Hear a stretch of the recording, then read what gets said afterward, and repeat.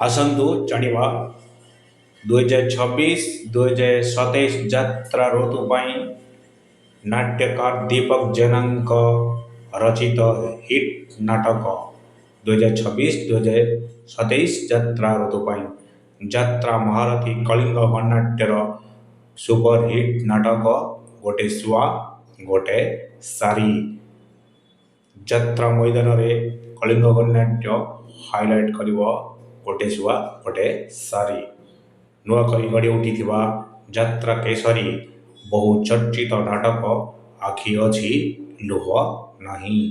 Opera Maheshwari ନୂଆକରି ଯାତ୍ରା ଅନୁଷ୍ଠାନ ଗଢ଼ି ଉଠିଥିବା ବୋଝ ଦୀପକ ଜେନାଙ୍କର ହାଇଲାଇଟ୍ ନାଟକ। ଅପେରା ସୂର୍ଯ୍ୟ ମନ୍ଦିର ବହୁ ଚର୍ଚ୍ଚିତ ନାଟକ ରାଗିଛ କି କଥା ହଉନ।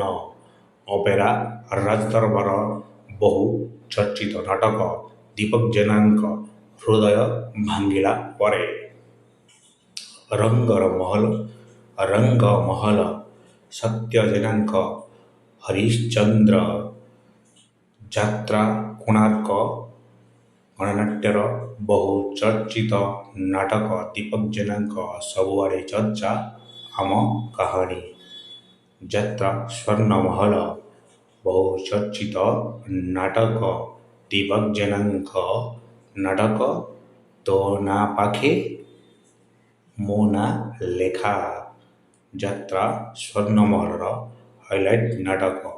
ନୂଆକରି ଗଢ଼ି ଉଠିଥିବା ଯାତ୍ରା ଅନୁଷ୍ଠାନ ଅପେରା ସୂର୍ଯ୍ୟ ବଂଶୀ।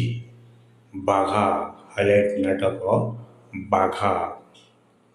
ଶିବାନୀ ଗଣନାଟ୍ୟର ବହୁ ଚର୍ଚ୍ଚିତ ନାଟକ ଦୀପକ ଜେନାଙ୍କ ରଚିତ ନଈର ନାଁ ବିଲୁଆ ଘାଇ।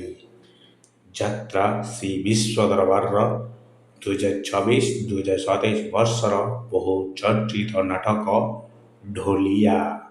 ଯାତ୍ରା ରାଣୀ ସିଂହ ବାହିନୀର ବହୁ ଚର୍ଚ୍ଚିତ ନାଟକ ପୀୟୁଷ ତ୍ରିପାଠୀଙ୍କୁ ନେଇ ଅନୁଷ୍ଠାନର ଶ୍ରେଷ୍ଠ ନାଟକ ଏଡ଼ା।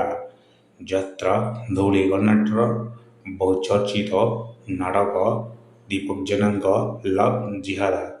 ଯାତ୍ରା ଶ୍ରୀଗଣେଶ ନୂଆକରି ଗଢ଼ି ଉଠିଥିବା ଅନୁଷ୍ଠାନ ଯାତ୍ରା ଶ୍ରୀଗଣେଶର ଶ୍ରେଷ୍ଠ ନାଟକ ବର୍ଷା ରାତି ଛନକା ଛାତି। ଭିଡ଼ିଓଟି ଭଲ ଲାଗିଲେ ଶେଷ ପର୍ଯ୍ୟନ୍ତ ଦେଖନ୍ତୁ। ଲାଇକ୍ ସବସ୍କ୍ରାଇବ୍ କରନ୍ତୁ। ପାଖରେ ଥିବା ବେଲ୍ ଆଇକନ୍କୁ ପ୍ରେସ୍